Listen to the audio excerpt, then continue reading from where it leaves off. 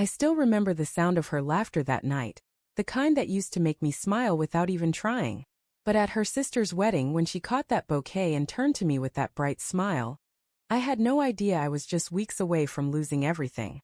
Started as one of those perfect days. The venue was gorgeous. Fairy lights over an open garden, soft music, the smell of roses everywhere. My wife, Emma, looked stunning in her emerald green dress. We'd been married for 5 years, and though things weren't perfect, I thought we were steady, comfortable. I used to believe comfort meant safety, but I learned later it just meant I'd stopped noticing what was slipping away. During the reception, Emma danced with everyone, her cousins, her brother-in-law, even the DJ for a laugh. She was glowing, happy, carefree, and I loved watching her like that. When they called the single ladies for the bouquet toss, she giggled, "Oh, I'm already married." But her sister pushed her in anyway. And of course, the bouquet landed right in her hands. Everyone cheered and she laughed, waving it at me across the crowd. "Looks like it's your turn next," her sister joked to me, and I smiled back. If only I knew the irony of that moment, that I'd soon be the one catching something. Not flowers, but divorce papers. The weeks after that wedding, something felt off. First, it was small things. Her phone started living face down on the counter.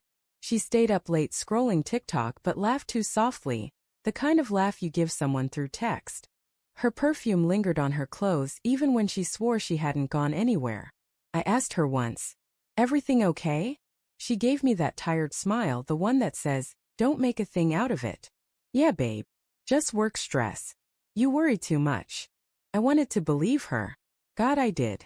One night I woke up around 1 a.m., bed cold on her side. I found her in the living room, whispering into her phone. She froze when she saw me. "Oh, it's just my friend Sarah," she said quickly. But her voice, it had that nervous tone.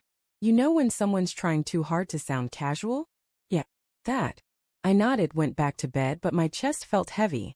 It wasn't proof, but it was enough to plant a seed of doubt that wouldn't stop growing. Then there was the wedding video. Her sister sent us the final cut, beautiful slow-motion shots of everyone laughing and dancing. But near the end there was a clip that made my stomach twist.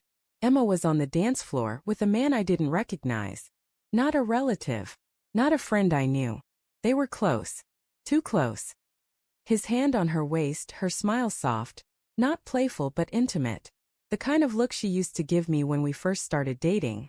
I paused the video, replayed it, over and over. My throat went dry. That night when she came home I asked, "Who's the guy in the video?" She froze. "What guy?" "The one you were dancing with. Tall beard, gray suit." Her eyes flicked away for just a second, but it was enough. "Oh, that's Mark. He's one of Lily's co-workers. He asked me to dance, it was just for fun." I nodded. Right. Just for fun. But something broke in me then. The trust.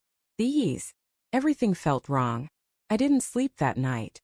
I checked her social media. Nothing suspicious. But I remembered she had a second phone. A work one. So when she showered the next morning I checked. And there it was. Text after text. "I miss you. Last night was amazing. I can still smell your perfume." From Mark's speech balloon. I felt my chest cave in. My hands shook as I scrolled, reading every word that ripped another piece of me apart. They'd been seeing each other for months. She met him at her sister's office party. Said I didn't make her feel wanted anymore. Said she felt alive again. Alive again. When she came out of the shower, towel in her hair, she froze seeing me holding her phone. "Emma," I said quietly, "how long?" Her mouth opened but no sound came out. She just sat on the bed, eyes wide. "I asked you a question," I said, my voice breaking. "How long?" Tears welled up, but she didn't deny it. "I didn't mean for it to happen, Josh. I was lonely. You were distant. It just happened." I laughed, not because it was funny, but because it was the only thing stopping me from screaming. "So this is my fault? You cheat and it's because I didn't what? Hold your hand enough." She started crying, saying she was sorry that she'd end it. But I was already gone. Not physically, but somewhere inside, the part that loved her died right there on that bedroom floor. I moved out the next day. No big scene.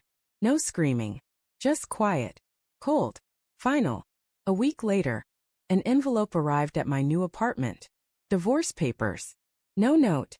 No message. Just her signature at the bottom. And I couldn't help but laugh through the bitterness. She caught a bouquet, the symbol of love, commitment, new beginnings, and I caught the papers that ended ours. It's funny how life works. One moment you're planning forever, and the next you're signing it away. Months passed. I saw on social media that she and Mark were together. Maybe they're happy. Maybe not. I stopped caring. People ask me if I'd take her back if she ever regretted it. No.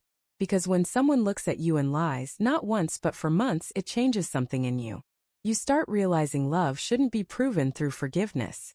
Sometimes it's proven by walking away. I've healed since then. Slowly. Quietly.